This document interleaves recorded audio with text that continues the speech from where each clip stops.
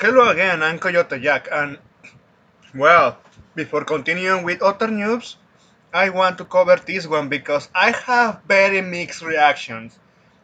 The moment I saw this headline, I'm just like, I don't know, dude, I don't trust you. I don't fucking trust you. Sure, this is the guy that made Devil May Cry 3, but him saying this? No, no, no, man. I think it's something fishy, and this is the headline. Former Devil May Cry director Hideaki Tsuno isn't making his dream games because they wouldn't sell. I don't know, Chief. I know even if I'm saying kind of something positive towards you by saying your ideas will sell, but the other hand, why are you saying this? So let's see. Instead, Tsuno combines what he likes with what sells. So former crapcom's veteran Hideaki Tsuno's new game studio Lightspeed Japan is working on a AAA single-player focused action game targeting the global market.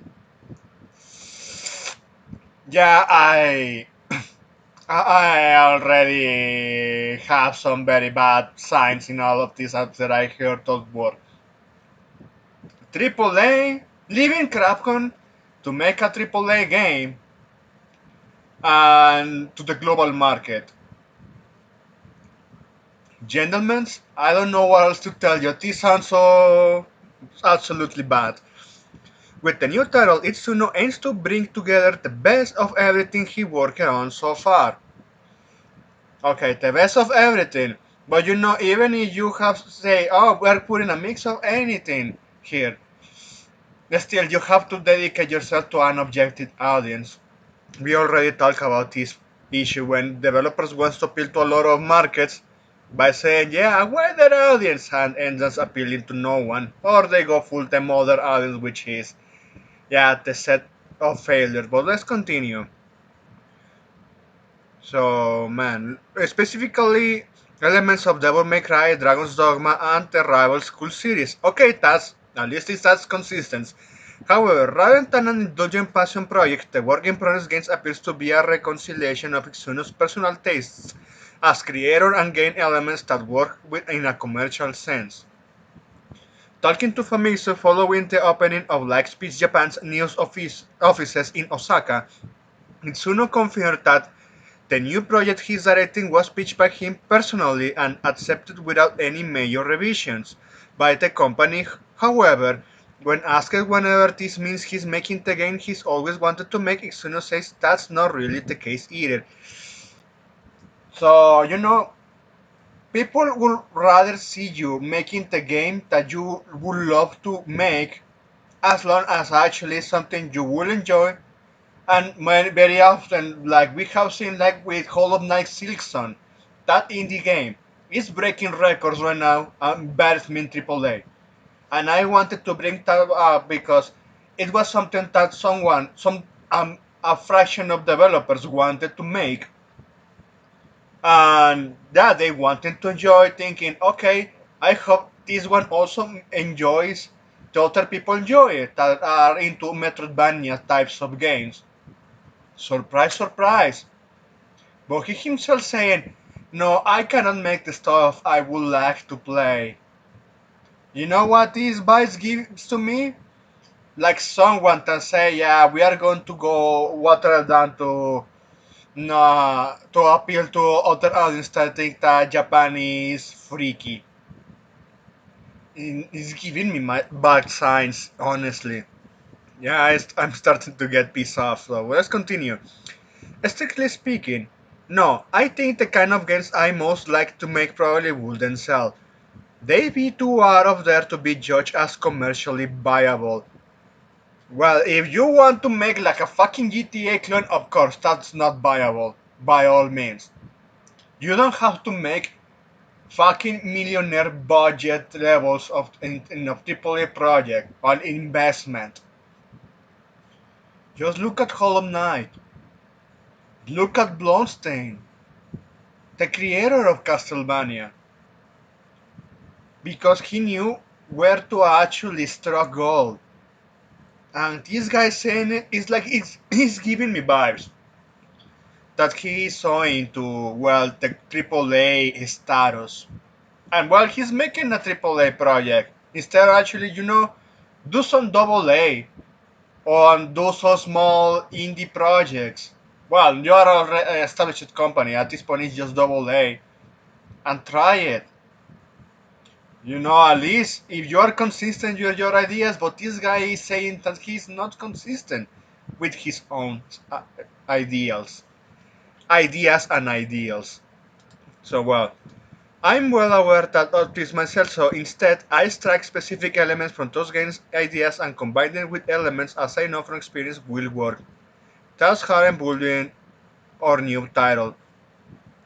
But we have seen. I have to bring this topic because I have seen other people covering like Smash GT, even Raging Golden Eagle, about that game made by former ex Blizzard employees, Stormgate, I think it's called. That yeah, you had like allegedly talent from AAA, and they fuck up. They went full retarded. AAA live service, monetization, microtransactions, and making an inferior version of an of other game that they did back in the old golden days of Blizzard. And hear him saying this, he's making things that is going that way. Sure, you can say I can be proven wrong, but to be honest, I don't think that's going to be the case. I just why, man, just fucking why. Let's continue. Moreover, Itsuno adds that whenever I'm asked to propose new projects, I usually submit 5 or 6 ideas and mix in about 2 and that I really want to do, but they never get chosen. So you decided to work for another company that has the same fucking management problems. We need to decide everything by committee. Yeah, I was fucking right. This guy is just. Oh man, it pisses me off. That he's saying this is like he cut off his own balls. Oh, fucking hell. So let's continue.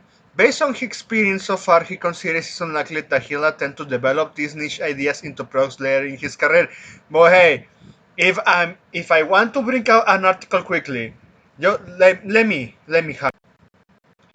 I was looking at this one, so Danganronpa Shuten Order creator says unlikely Japanese games can only survive if studios embrace originality.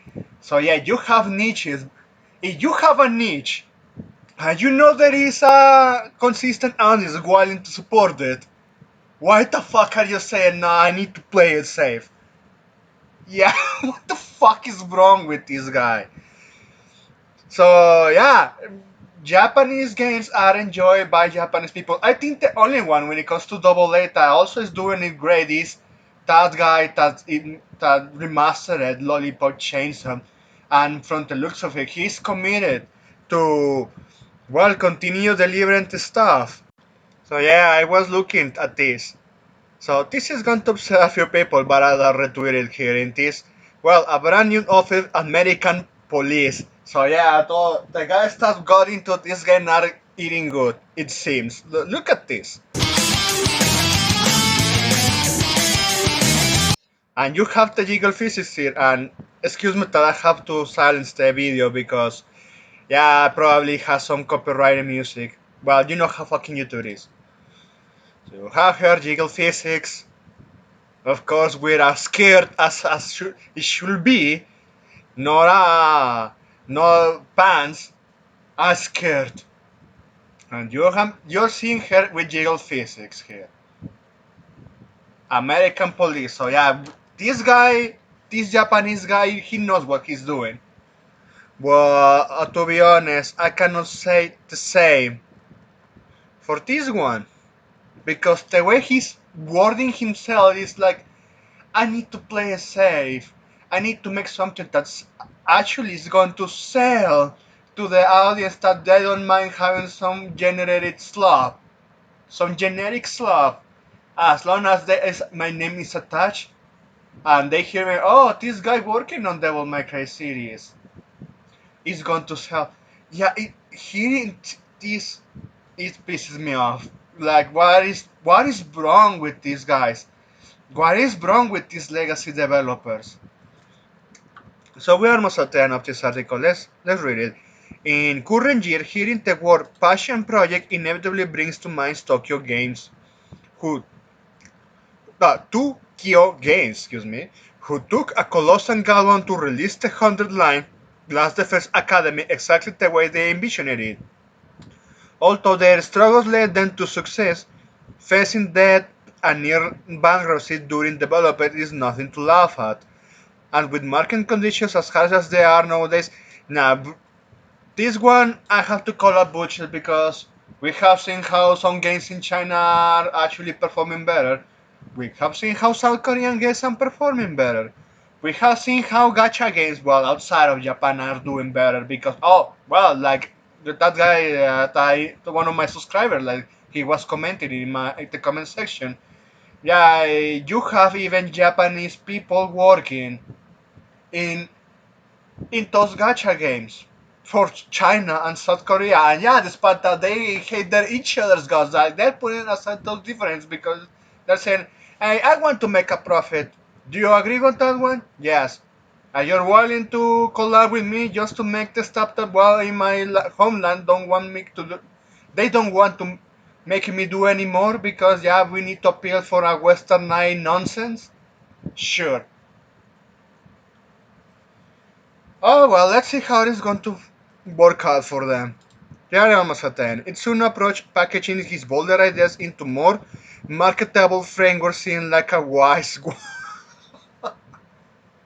Oh, okay, like if you're going to make a gameplay that is going to make everyone piss off, yeah, you should hold back yourself from doing one of those.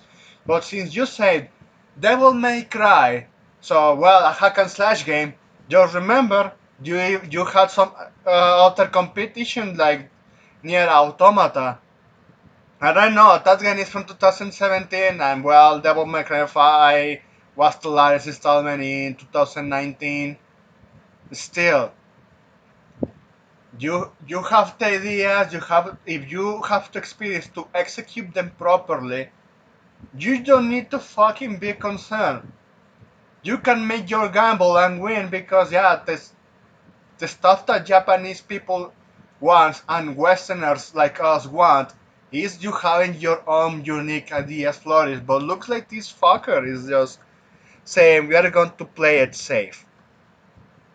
I don't know what you're thinking about this, man, but yeah, I wanted to make this video because fucking hell, what is wrong?